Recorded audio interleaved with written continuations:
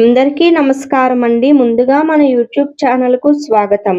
ఈ వీడియోలో మనం కార్తీక పురాణం యొక్క 26వ అధ్యాయం గురించి తెలుసుకుందాం.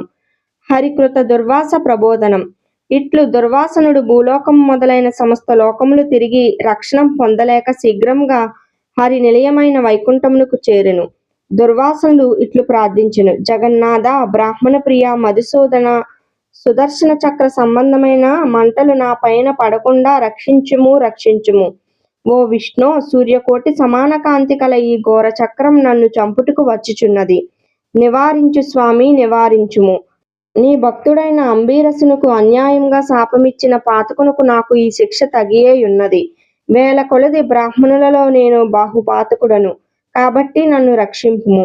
హరి, నీ వక్షస్థలమందు బ్రాహ్మణుని పదం ఉండలేదా? భృగు మహర్షి హరిని పాదములతో వక్షస్థలమందు తన్నెను కదా, కాబట్టి అట్లే నా పాతకము కూడా నీవు సహించవలెను. ఈ ప్రకారం విష్ణుమూర్తి ముందు దుర్వాస మహాముని సాష్టాంగ నమస్కారం చేసిన వాడై, ఓ స్వామి, నన్ను రక్షించమని అనేక మారులు దుర్వాసనుడు పలికాడు. అంతా హరి నవ్వుచూ ఇట్లని: దుర్వాస, బ్రాహ్మణులు నాకు దేవతలు అను మాట నిజమే. మీ వంటి వారు మిక్కిలి దేవతలే యగుదురు. బ్రాహ్మణోత్తమ, నీవు సాక్షాత్ శంకరుడువు, బ్రహ్మస్వరూపుడవు. జటలతో కూడి భృకుటిలమైన నీ ముఖమును చూచినచో ఎవ్వరికి భయము కలగదు. మీ వంటి వారి స్వభావమునకు వికారమును కలుగనివ్వరు కదా. నేను మనోవాక్కాయముల చేత బ్రాహ్మణులకు అపకారం కొంచెమైనను చెయ్యును. ఆ సంగతి నీకు తెలిసిందే కదా. దేవతలకు, బ్రాహ్మణులకు, సాధువులకు, గోవులకు సుఖము కొరకు ప్రతి యుగమందు నేను అవతరించుచుందును. దుర్వాస, నీవు సాధు నిందితమైన కర్మను ఆచరించితివి. అంబీరసునకు కారణము లేని శాపమునిచ్చితివి. అంబీరసుడు మనోవాక్కాయముల చేత శత్రువునకు అపకారం చెయ్యుడు. సర్వభూతములందు నన్ను భావించుచు చరాచరములందంట తను నన్ను చూచుచుండును. అట్టి వానిని వృధాగా నీవు అనేక బాధలు పెట్టితివి. ఇది నీకు తగునా? నీవు భోజనమునకు వచ్చితనని చెప్పిపోయి సకాలమునకు రాలేదు.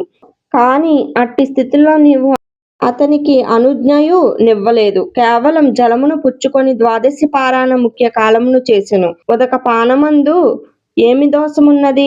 ఉపవాస కాలమును నీరు త్రాగుట దోషము కానేరదు. బ్రహ్మచర్యాదులకు ఆహారం నిషిద్ధమైనప్పుడు ఉదకపానం విహితమై ఉండగా దాహశాంతికై అంబీరసుడు జలపానం చేసినందున ఏమి దోషం జరిగింది? నీకేదీ సందు దొరక్క దానినొక తప్పుగా చేసుకొని శాపం ఇచ్చితివి కాని విచారించినా అది దోషం అగునా? అప్పటికీ నిన్ను అనేక విధములుగా ప్రార్థించినా నీవు కోపమును తగ్గించుకొనలేదు.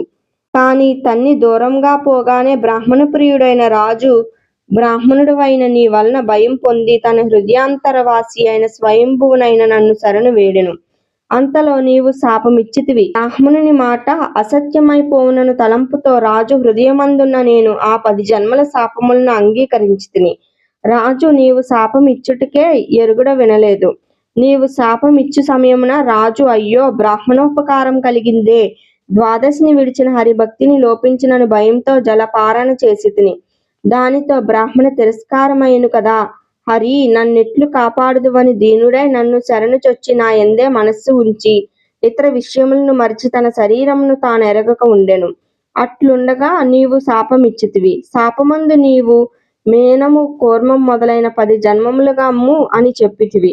అప్పుడు భక్తుల బాధలకు నివర్తకుడైన నేను అతని హృదయమందు నివసించియుండి అతని చెవి వలన నీవిచ్చిన శాపములను వినుచు, భక్తునికి అన్యాయంగా శాపం కలిగెను కదా, దీన్నెట్లు చేయుదునని ఆలోచించితి.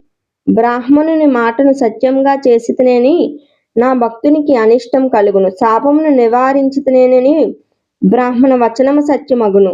కాబట్టి బ్రాహ్మణ వాక్యం సత్యమౌటుకు, భక్త రక్షణమౌటుకు ఆలోచించి నీవిచ్చిన శాపములను నేనే స్వీకరించితిని.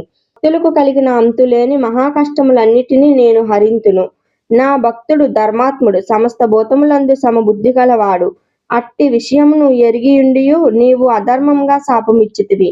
వేదములందు దేశమును బట్టి కాలమును అనుసరించి వయస్సును ముఖ్యంగా చేసుకొని జాతిని అవలంబించి ఆశ్రమములను విషయంగా చేసుకొని మనుష్యులకు వివిధ ధర్మములు చెప్పబడినవి కదా. పురుషులకు కొన్ని ధర్మములు, స్త్రీలకు కొన్ని ధర్మములు, మనుష్య జాతకమంతకు కొన్ని ధర్మములు చెప్పబడినవి.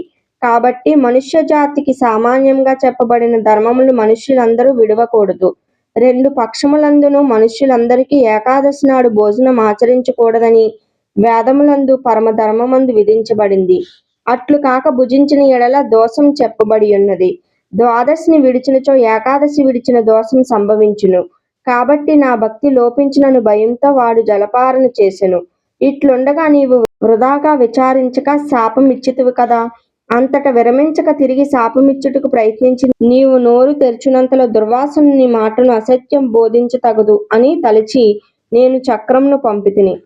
అనగా శాపమిచ్చిన గ్రహించి వారు లేరు కాక శాపమును వృధా యగునని తలిచి నివారించుచు భావంతో చక్రమును పంపితిని. బ్రాహ్మణోత్తమ దుఃఖించుకము. అంబీరసుని విషయమై నీవిచ్చిన శాపం నాకు వరమాయెను. నేను ఈ రూపములను ధరించి అవతారములను ఎత్తవలసి ఉన్నది. నేను ఈ కల్పమందు ప్రళయమందు జగత్తు యొక్క స్థితి కారణము కొరకు శంకాసురుని సంహరించుటకును మానవులను రక్షించుటకును పెద్ద చేపగుతురు దేవదానములు సముద్రమును మదించుతరని సముద్రమందు మునిగిన మంద పర్వతమును నా వీపును ధరించుటకు తాబేలు నగుదును. హిరణ్యాక్షుని సంహరించుటకును భూమిని ఉద్ధరించుటకును నీలాద్రితో నల్ల కొండతో సమానమైన పంది నగుదును. హిరణ్యకశిపుని సంహరించుట కొరకు క్రోధ జ్వాలల చేత దిగంతములు వ్యాపించుచు వికృతానుడనైన మనుష్య సింహము నగును. లోకాత్రయమును జయించి బిని బంధించి ఇంద్రునికి పోయిన రాజ్యమును ఇచ్చుట కొరకు వామనుడు అనగా పొట్టివాడు నగుదును. క్షత్రియ నాశనం కొరకు మహాబలంతో కూడా క్రూర కర్మయుతుడనై పరశురాముడను పేరుగల బ్రాహ్మణుడును అగుదును. రావణుని సంహారం కొరకు ఆత్మజ్ఞాన శూన్యుడైన రాముడును రాజు నగుదును. యదు వంశమందు ఆత్మజ్ఞానం కలిగి గోపికాముకుడనై రాజ్యము లేని కృష్ణుడను అగుదును. కలియుగమంద పాపమోహం కొరకు బుద్ధుడను దితి కుమారుడనై పాషాండ మార్గోపదేశి అగుదును. కలియుగాంతమందు విప్ర శత్రు ఘాతకుడునైన బ్రాహ్మణుడును అగుదును. ఇట్లు నాకు 10 జన్మలు కలుగును. ఈ 10 అవతారములు వినివారికి పాతక నాశనములగును. కార్తీక పురాణం 26వ అధ్యాయం సమాప్తం. తరువాత వీడియోలో మనం కార్తీక పురాణం యొక్క 27వ అధ్యాయం గురించి తెలుసుకుందాం. ధన్యవాదములు.